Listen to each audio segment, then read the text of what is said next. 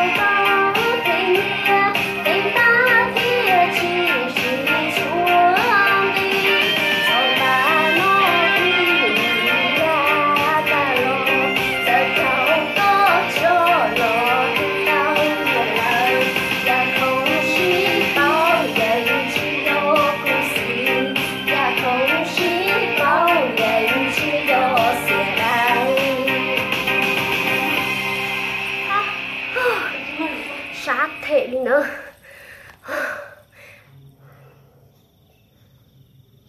Chị mặc mộng đó, chị mộng đó lại trâu nữa.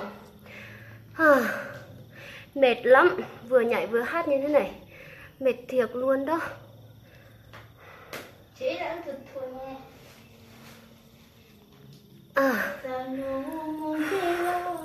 Mệt lắm, vừa nhảy vừa hát như thế này sắp chết rồi đó.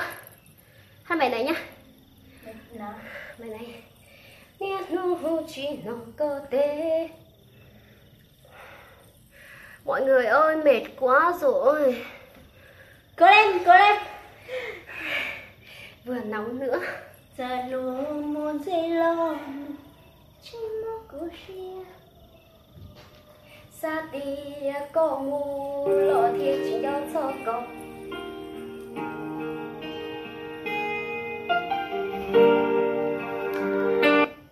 Như thế to lắm chứ.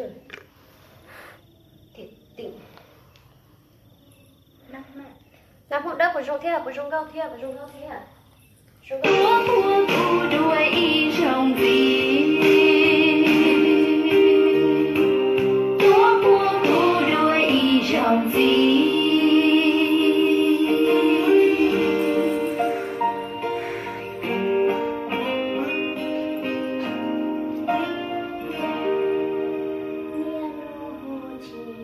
có thể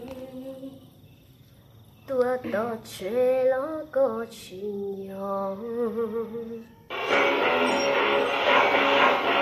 Chị học bên hát hay bên muốn chị học bên hát nha em ơi.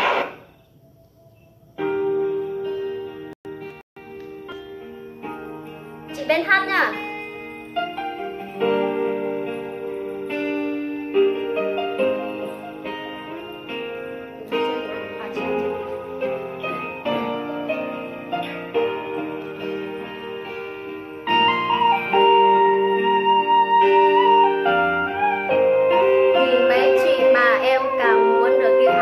Ok, xuống đây là chị sẽ giúp làm hồ sơ nhá.